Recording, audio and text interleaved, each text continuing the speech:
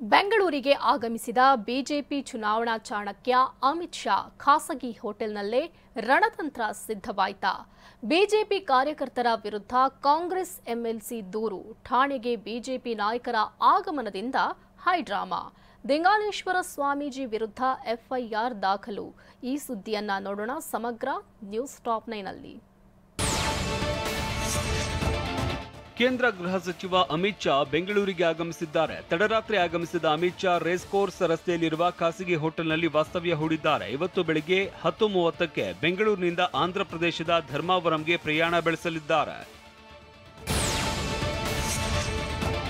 ಬೆಳಗಾವಿ ದಕ್ಷಿಣ ವಿಧಾನಸಭಾ ಕ್ಷೇತ್ರದಲ್ಲಿ ಕಾಂಗ್ರೆಸ್ ಕಾರ್ಯಕರ್ತರು ಹಣ ಹಂಚುತ್ತಾ ಇದ್ದಾರೆ ಅಂತ ಬಿಜೆಪಿ ಕಾರ್ಯಕರ್ತರು ಹಲ್ಲೆ ಮಾಡಿದ್ದಾರೆ. ಬಿಜೆಪಿ ಶಾಸಕ ಅಭಯ್ ಪಾಟೀಲ್ ನಿವಾಸದಲ್ಲಿ ಹಲ್ಲೆ ಮಾಡಿದ್ದಾರೆ ಅಂತ ಆರೋಪಿಸಲಾಗಿದೆ. ಹಲ್ಲೆಗೊಳಗಾದ ಇಬ್ಬರು ಕಾರ್ಯಕರ್ತರು ಪೊಲೀಸ್ ಠಾಣೆಗೆ ತೆರಳಿ ಬಿಜೆಪಿ ಕಾರ್ಯಕರ್ತರ ವಿರುದ್ಧ ಕಿಡ್ನಾಪ್ ಮಾಡಿ ಹಲ್ಲೆ ಮಾಡಿದ್ದಾರೆ ಅಂತ ದೂರು ನೀಡಿದ್ದಾರೆ. ಕಾಂಗ್ರೆಸ್ ಕಾರ್ಯಕರ್ತರ ಮೇಲಿನ ಹಲ್ಲೆ ಆರೋಪ ಇದೀಗ ರಾಜಕೀಯ ತಿರುವು ಪಡೆದುಕೊಂಡು ನಿಮ್ಮ ಉಬ್ಬಿದ ರಕ್ತನಾಳಗಳ ಸಮಸ್ಯೆಗೆ ಎವಿಸ್ ಆಸ್ಪತ್ರೆಯಲ್ಲಿ ಕೇವಲ 30 ನಿಮಿಷದ ಲೇಸರ್ ಚಿಕಿತ್ಸೆಯೊಂದಿಗೆ ಮುಕ್ತಿ ಹೊಂದಬಹುದು. ಹೆಚ್ಚಿನ ವಿವರಗಳಿಗಾಗಿ ಸಂಪರ್ಕಿಸಿ 8088837300. ಕಾಂಗ್ರೆಸ್ ಕಾರ್ಯಕರ್ತರ ಪರ ಠಾಣೆಗೆ ಆಗಮಿಸಿದ ಎಂಎಲ್ಸಿ ಚನ್ನರಾಜ ಹಟ್ಟಿಹೊಳಿ ಹಲ್ಲೆ ಮಾಡಿದ ಬಿಜೆಪಿ ಕಾರ್ಯಕರ್ತರ ವಿರುದ್ಧ ದೂರು ನೀಡಿದ್ರು. ನಮ್ಮ ಕಾರ್ಯಕರ್ತರು ಮನೆ ಮನೆಗೆ ಪ್ರಚಾರಕ್ಕೆ ಹೋಗಿದ್ದರು, ಆಗ ಬಿಜೆಪಿಯವರು ಹಲ್ಲೆ ಮಾಡಿದ್ದಾರೆ ಅಂತ ಕಿಡಿಕಾರಿದ್ದಾರೆ. ಕಾಂಗ್ರೆಸ್ ಎಂಎಲ್ಸಿ ಚನ್ನರಾಜ ಹಟ್ಟಿಹೊಳಿ ಶಹಾಪುರ ಠಾಣೆಗೆ ಬಂದ ಸುದ್ದಿ ಕೇಳಿ ಬಿಜೆಪಿ ಶಾಸಕ ಅಭಯ್ ಪಾಟೀಲ್ ಕೂಡ ಆಗಮಿಸಿದ್ರು. ಅಭಯ್ ಬರ್ತಾ ಇದ್ದಂತೆ ಚನ್ನರಾಜ ಹಟ್ಟಿಹೊಳಿ ಹೊರ ನಡೆದ್ರು. ಆಗ ಠಾಣೆ ಮುಂಭಾಗದಲ್ಲಿ ಉಭಯ ನಾಯಕರು ಮುಖಾಮುಖಿಯಾದ್ರು. ಚನ್ನರಾಜ ಕಾರಿನಲ್ಲಿ ಹೊರ ಹೋಗ್ತಾ ಇದ್ದಂತೆ ಬಿಜೆಪಿ ಕಾರ್ಯಕರ್ತರು ಜೈ ಶ್ರೀರಾಮ್ ಘೋಷಣೆ ಕೂಗಿದ್ರು. ಶಾಸಕ ಅಭಯ್ ಪಾಟೀಲ್ ಆಗಮನದ ಬೆನ್ನಲ್ಲೇ ಶಹಾಪುರ ಪೊಲೀಸ್ ಠಾಣೆಗೆ ಬಿಜೆಪಿ ನಾಯಕರ ದೌಡಾಯಿಸಿ ಬಂದ್ರು. ಜಗದೀಶ್ ಶೆಟ್ಟರ್ ಸಹೋದರ ಪ್ರದೀಪ್ ಶೆಟ್ಟರ್, ಮಾಜಿ ಎಂಎಲ್ಸಿ ಮಹಾಂತೇಶ ಕವಟಗಿ ಮಠ, ಮಹಾನಗರ ಪಾಲಿಕೆ ಸದಸ್ಯರು ಆಗಮಿಸಿದ್ರು. ಈ ಪ್ರಕರಣದಲ್ಲಿ ತನಿಖೆ ಮಾಡಿ ಕೂಡಲೇ ಕ್ರಮ ಕೈಗೊಳ್ಳಿ ಅಂತ ಡಿಸಿಪಿ ರೋಹನ್ ಜಗದೀಶ್ಗೆ ದೂರು ನೀಡಿದ್ರು. ವಿಜಯಪುರ ಜಿಲ್ಲೆಯ ಇಂಚಿಗೇರಿ ಗ್ರಾಮದಲ್ಲಿ ಕಾಂಗ್ರೆಸ್ ಬೆಂಬಲಿತ ಪಂಚಮಸಾಲಿ ಸಮಾವೇಶ ನಡೆಯಿತು.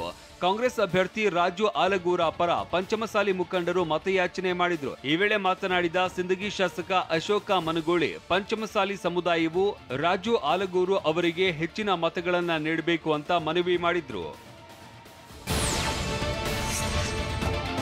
ದಿಂಗಾಲೇಶ್ವರ ಸ್ವಾಮೀಜಿ ವಿರುದ್ಧ ಧಾರವಾಡ ಜಿಲ್ಲೆಯ ನವಲಗುಂದ ಠಾಣೆಯಲ್ಲಿ ಎಫ್ಐಆರ್ ದಾಖಲಾಗಿದೆ.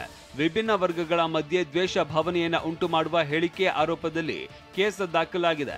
ನವಲಗುಂದದಲ್ಲಿ ಸ್ವಾಭಿಮಾನಿ ಮತದಾರರ ಸಮಾವೇಶದಲ್ಲಿ ದಿಂಗಾಲೇಶ್ವರ ಸ್ವಾಮೀಜಿ ಭಸ್ಮ ಹೋಗಿ ಕುಂಕುಮ ಬಂತು ಹಾಗೂ ಭಂಡಾರ ಹೋಗಿ ಕುಂಕುಮ ಬಂತು, ಶರಣು ಶರಣಾರ್ಥಿ ಹೋಗಿ ಹರಿಹೋಂ ಬಂತು ಅಂತ ಸ್ವಾಮೀಜಿ ಭಾಷಣ ಮಾಡಿದ್ದರು.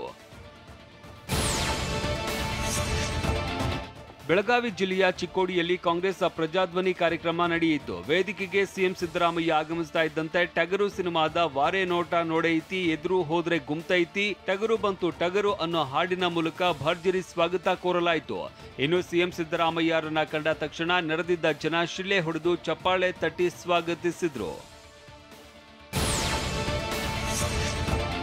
ಕಲಬುರಗಿಯಲ್ಲಿ ಎನ್ವಿ ಮೈದಾನದಲ್ಲಿ ರಾಜ್ಯ ಮಟ್ಟದ ಕೋಲಿ ಸಮುದಾಯದ ಬೃಹತ್ ಸಮಾವೇಶ ನಡೆಯಿತು.